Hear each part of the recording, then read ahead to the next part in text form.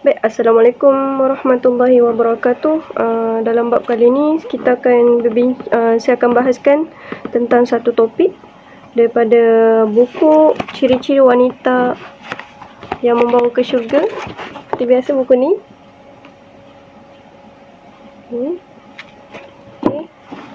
Dalam bab 2, Hakikat Kejadian Wanita.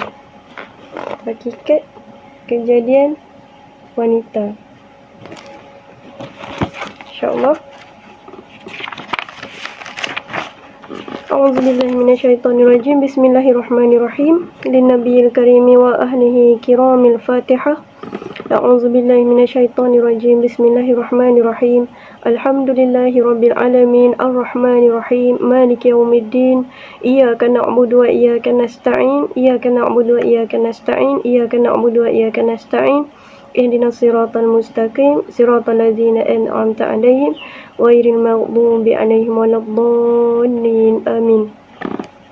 Rabbi shrah li sadri wa yassir li amri wahlul 'uqdatam min lisani yafqahu qawli. Amma ba'd.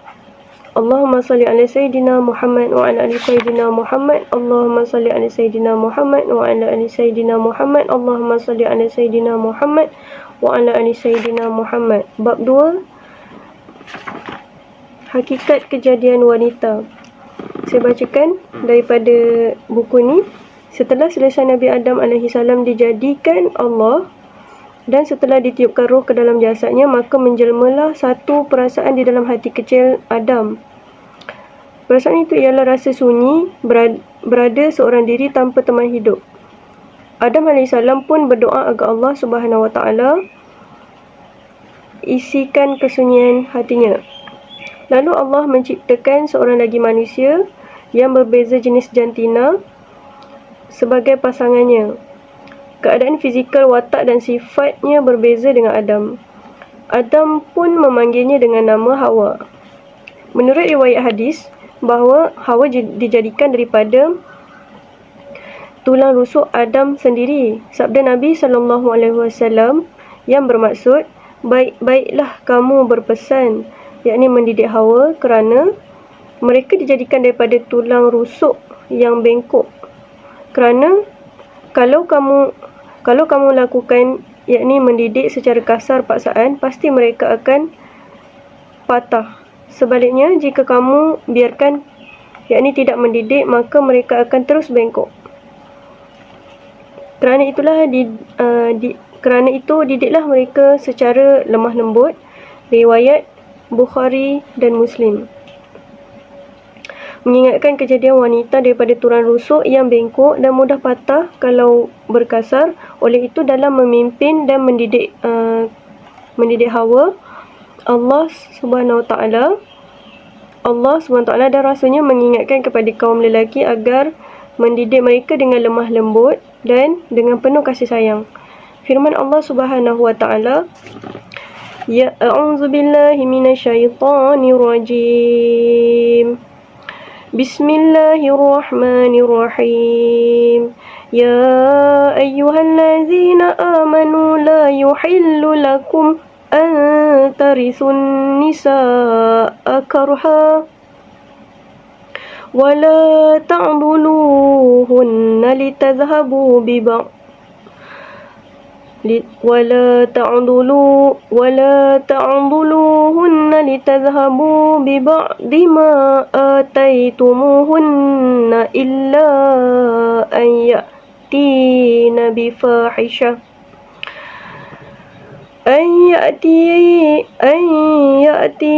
بفاحشة مبينة وعاشروهن بالمعروف فإن كرهتموهن فعسى أن تكرهوا شيئا ويجعل الله فيه خيرا كثيرا. Maksudnya, bergaulah dengan mereka, yakni isi-isi kamu, dengan cara yang baik. Sekiranya kamu mendapati ada sifat dan perangai kamu dan perangai yang tidak kamu suka, mungkin di sebaliknya mempunyai kebaikan, hikmah yang banyak. Surah An-Nisa ayat 19. Sabda Nabi SAW, Tiada sempurna iman seseorang kamu. Tanda sempurna iman seseorang kamu ialah yang terbaik akhlaknya. Sebaik-baik akhlak seseorang itu ialah yang terbaik akhlak terhadap isterinya. Riwayat At-Tirmizi. Memandangkan kaum wanita itu lemah, maka sebab itulah Allah tidak membebankan mereka dengan hukum hakam syariat yang berat-berat. Tidak seperti kaum lelaki, mereka dipikulkan dengan tugas dan tanggungjawab yang berat sehingga melibatkan pengorbanan nyawa seperti berjihad dan sebagainya. Sedangkan kaum wanita, sekiranya mereka telah bersyahadah, bersembahyang dan berpuasa, sudah memadai, mereka telah dianggap menunaikan tanggungjawab dalam Islam. Mereka tidak diberatkan supaya menyelesaikan 5 perkara rukun Islam semuanya. Contohnya seperti zakat, haji, kalau tidak dikerjakan kerana tidak cukup syarat, tidak dipersoalkan, hatta mereka tidak diwajibkan bersembahyang dan berpuasa sekiranya datang haid atau nifas. Sembahyang berjemaah di masjid atau surau pun tidak dituntut seperti mana yang dituntut ke atas kaum lelaki. Sabda Nabi SAW yang bermaksud, apabila seorang wanita telah melakukan sembahyang wajib 5 waktu, berpuasa bulan Ramadan, menjaga maruah dan mentaati suami, di akhirat ia diseru masuk ke dalam syurga mengikut pintu mana-mana pilihan yang dia sukai. Riwayat At-Tabani. Hadis di atas, Nabi SAW memberi jaminan dengan hanya menunaikan 4 perkara sahaja, iaitu sembahyang wajib 5 waktu sehari semalam, berpuasa di bulan Ramadan, menjaga maruah dan mentaati suami, maka sudah cukup bagi wanita itu layak masuk syurga. Bahkan mereka bebas pula memilih pintu-pintu syurga yang mana mereka ingin masuki. Bererti 4 perkara tersebut merupakan tanggungjawab asas yang sudah cukup untuk menjamin wanita selamat di dunia dan di akhirat dapat masuk syurga. Tidak perlu kepada perkara lain seperti mana yang diperintahkan ke atas kaum lelaki. Lihatlah betapa kasih sayang Allah dan Rasulnya terhadap kaum wanita. Kerana mereka golongan yang lemah, Allah memberi pula rukhsah, yakni kelonggaran dalam banyak segi. Di bawah ini dikemukakan lagi bukti-bukti bahawa memang benar bahawa kaum wanita itu golongan yang lemah sehingga Allah memberikan beberapa kelonggaran kepada mereka dalam hal hukum hakam syariat dan lain-lain. Dalam topik wanita kurang akal dan lebih nafsu, wanita tidak hanya lemah segi fizikal, tapi umumnya lemah juga dari segi akal. Ini adalah ketentuan Allah yang dibuktikan oleh Nabi SAW. Maksudnya, hai para wanita, bersedekahlah kamu dan perbanyakkanlah istighfar, memohon ampun dan bertaubat kepada Allah. Bersedekahlah, hai para wanita, bersedekahlah kamu dan perbanyaklah istighfar, memohon ampun dan bertaubat kepada Allah Subhanahu Wa Taala, kerana aku melihat majoriti ahli neraka iaitu kaum wanita. Salah seorang wanita bertanya, mengapa demikian ya Rasulullah? Jawab Rasulullah SAW, ialah kerana kamu banyak melaknat, mencaci maki dan mengomel-ngomel suami kamu dan tidak memandang besar kebaikan yang diberikan oleh suami kamu. Sesungguhnya aku tidak pernah melihat orang yang kurang akal dan ibadah dapat mengatasi yang lebih akal dan agama melebihi kaum wanita. Wanita itu bertanya lagi, apakah tanda kaum wanita kekurangan akal dan agama? Jawab Rasulullah SAW, kesaksian 2 wanita menyamai 1 lelaki, itu tanda kurang akal. Sering beberapa hari dalam sebulan kamu tidak solat kerana haid, itulah tanda kurang agama. Riwayat Muslim dari Ibnu Umar. Dalam keterangan hadis yang lain, Rasulullah SAW menyebut bahawa wanita mempunyai kelebihan nafsu 90% dan akal cuma 10%. Sementara lelaki mempunyai kelebihan akal 90% dan nafsu cuma 10%. Oleh kerana wanita lebih nafsu dan kurang akal, maka wajar sekali mereka perlukan pimpinan golongan yang cerdik dan lebih akal, iaitu lelaki. yang mampu menundukkan dan memimpin nafsu mereka, barulah mereka menjadi seorang yang cantik akhlaknya, sensitif dengan Allah dan menjadi penyeri kepada dunia ini, insya-Allah. Oleh sebab itu, Rasulullah SAW bersabda, maksudnya, aku ingin ceritakan kepada kamu tentang sebaik-baik barang yang berharga dan patut disimpan, iaitu wanita yang baik apabila dilihat oleh suaminya menyenangkan hati. Apabila diperintahkan oleh suaminya, ditaati. Apabila suaminya tidak ada di rumah, dia memelihara maruahnya. Riwayat Abu Daud. Wanita yang berjaya ditundukkan nafsu sahaja yang bersifat menyenangkan hati dan mentaati suami serta menjaga maruahnya ketika suami tidak ada di rumah atau ketika di belakang suami. Akan tetapi wanita yang menurut hawa nafsunya bersikap sebaliknya. Wallahu alam. Jadi kita dah habis, alhamdulillah kita dah habis selesai topik bab 2, iaitu tajuknya tadi di bawah hakikat kejadian wanita.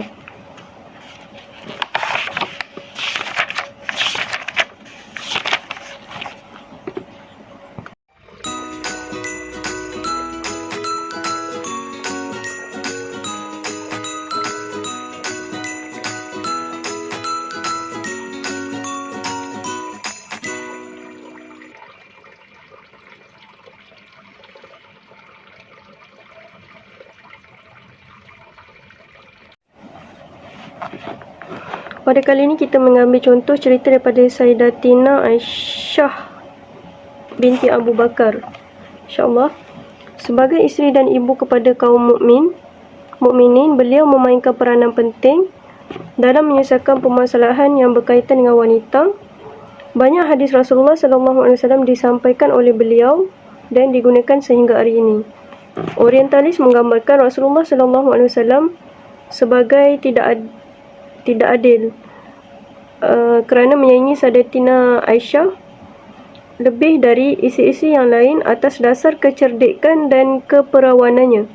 Tuduhan ini bertujuan menjatuhkan kewibawaan Rasulullah SAW yang maksum itu. Sebenarnya Rasulullah SAW sayang kepada Sayyidatina Aisyah atas ketinggian takwanya kepada baginda mendapat wahyu bersama dengannya. Firman Allah, fasawfa ya'tillahu biqaumin yuhibbuhum wa yuhibbuna. Maksudnya Allah mencintai mereka, yakni orang yang bertakwa dan mereka pula mencintainya, yakni surah Al-Maidah ayat 54. Sayyidatina Aisyah adalah seorang yang cerdik, peta dalam berkata-kata dan daya pemikirannya yang tinggi. Kelebihan ini beliau gunakan untuk membantu perjuangan Rasulullah SAW. Beliau sering menjadi orang perantaraan yang menyampaikan permasalahan wanita kepada Rasulullah SAW dan menyampaikan penjelasan Rasulullah SAW kepada mereka. Setelah Rasulullah SAW wafat, Siti Aisyah menjadi tempat rujukan para sahabat, terutamanya mengenai akhlak Rasulullah SAW dalam mengutip hadis-hadis yang diucap hanya di hadapan beliau, dan dia mengajar mengikut batas syariat, iaitu mengajar di sebalik tabir. Namun beliau mentarbiah sebagai ibu, bukan sebagai pemimpin kepada mereka. Sebab itulah beliau dipanggil Ummul Mukminin, iaitu ibu kepada seluruh orang mukmin. Pada suatu ketika para sahabat Nabi SAW datang kepada Sayyidatina Aisyah meminta pandangan mengenai urusan pentadbiran negara, iaitu untuk menyelesaikan kekusutan politik ketika itu. Maka berlakulah perang Siffin yang telah mengorbankan ramai sahabat. Sehingga akhir hayat Sayyidatina Aisyah menyesali dan menangis kesilapannya mencampuri urusan pentadbiran negara. Kisah ini mengandungi hikmah yang besar. Ia merupakan satu pengajaran kepada kaum wanita supaya jangan mencampuri urusan kenegaraan kerana memberi kesan dan padah yang buruk. Cuma mereka boleh memberikan pandangan atau berbincang untuk meringankan masalah kenegaraan. Itu pun hak kata putus di tangan orang lelaki selaku pemimpin. Jika sekarang ini wujud wanita-wanita yang berwatak Siti Aisyah, yang berfikiran tinggi, berakhlak bijak, petah dan syariat pula terjaga, mereka boleh mentarbiah muslimah dan kaum lelaki. Tetapi keistimewaan ini tidaklah ada pada semua wanita. InsyaAllah kita akan sambung kepada bab yang seterusnya untuk episod yang akan datang.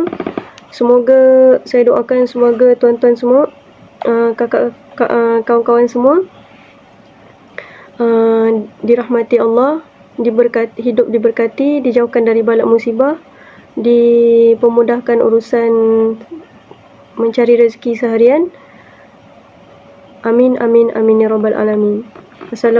Sekian, wabillahi taufiq wal hidayah. Assalamualaikum warahmatullahi wabarakatuh.